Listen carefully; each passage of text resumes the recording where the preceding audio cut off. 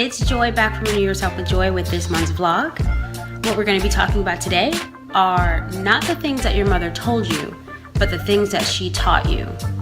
Basically, what you learned about the world and your own character through your mother's life experience.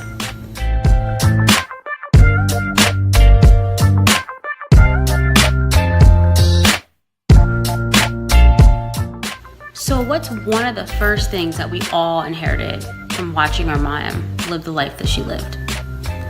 I think it's how to show up in a relationship. That could be a romantic relationship, a platonic relationship with your family. We watched our mom kind of bob and weave through this.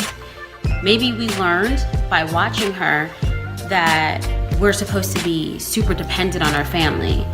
Maybe we learned that we're supposed to be hyper independent and make decisions for ourselves. Maybe we learned to be very loving, and maybe we learned to be a little bit cold. For instance, for me, my mom was hyper independent. That's the part of her that I saw by the time that I was around.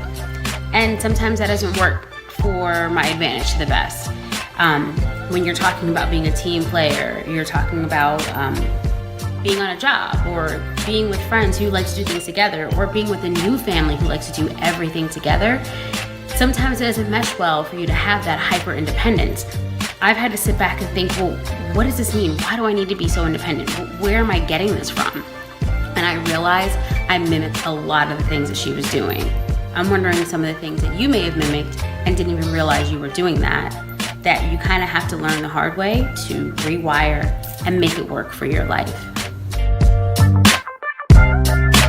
Some other lessons that we learned from our moms could be what the meaning of unconditional is. Unconditional is different depending on who you're talking to. For my mother, unconditional was giving to the point of we had no more. That's what we learned, to be totally selfless, above and beyond. Is that a good or is that a bad thing for me to go to the point where I'm without? Or maybe my kids are without so that someone else has? That's really up to you, and up to someone's different judgment. But when I start to give and overgive and overforgive, I try to think about where does that come from? That comes from an example that I saw. Some of the things that you may have learned could be, unconditional means you never leave a relationship no matter what that relationship looks like. Unconditional means that you do everything for your kids, okay? Unconditional means that pretty much you're that ride-or-die chick, or you will only be with that ride-or-die chick because that's what a woman was exemplified as your mother. Could it be that there's somewhere in the middle that you want to be? I don't know. You have to continue to explore for yourself some lines outside of what mom set down for what's normal and what's not normal. Again, you have to make it fit for where you are in life. And if what you inherited isn't working right now, try something else. One of probably the hugest things that I picked up from my mother was work ethic. What is work ethic? Again, this is something that differs across the board. Work ethic for us was work.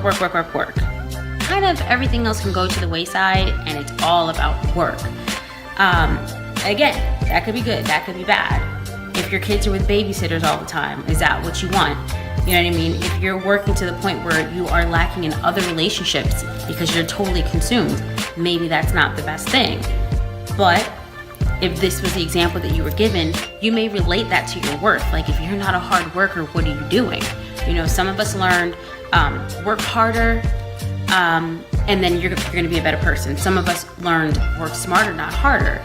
Some of us learned that we as women are not supposed to be working and the man's supposed to be working hard, and we put worth on that. Some of us learned that we don't have to love our job at all. It's just a job. You clock in and you clock out. Where others learn that you should love your job or you shouldn't be there at all. Those could be some of the things that you picked up from your mom. But what are the things that you're picking up from yourself now? Are you aligning with who you are or who you were told that you should be from what you inherited? Think about it.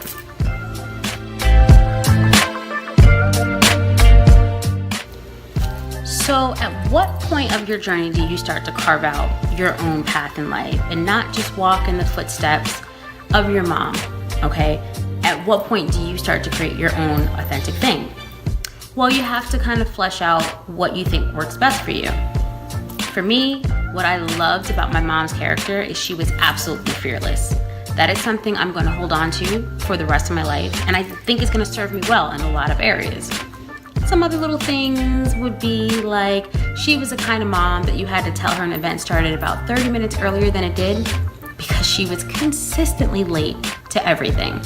That one I'll leave behind. I like being on time.